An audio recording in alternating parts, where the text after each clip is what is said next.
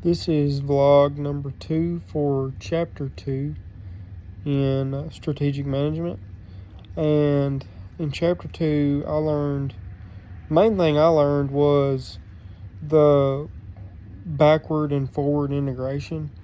I had heard of it some, but never heard the terms.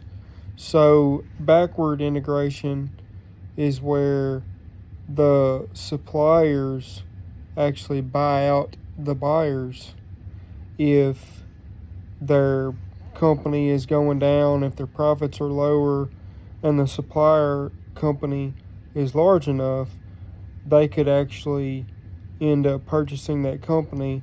And then in return, obviously if they make their own products or supply that company with products, then they have a better chance of making a profit because they're making their own products and they're cutting out the middleman. As well as forward integration, which is where the buyer actually buys out the supplier. This tends to happen more often, I think,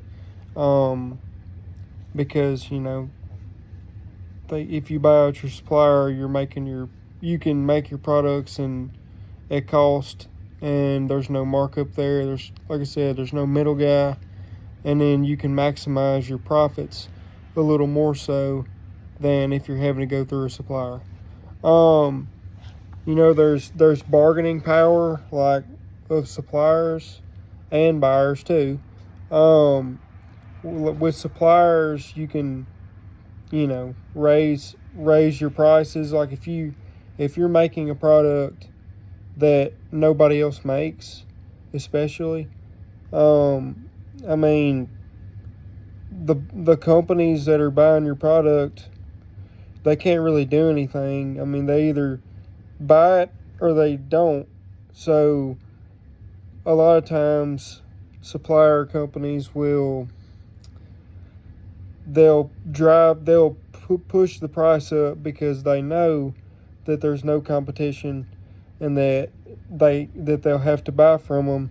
So they're squeezing more money out of their buyers, which in return is lowering the buyer's profit margin tremendously. This happens, I think, more often than we know. I mean, there's a time to raise your prices, but price gouging is also illegal, and I feel like that's what a lot of these companies try to do and try to get away with sometimes, because they know there's no competition.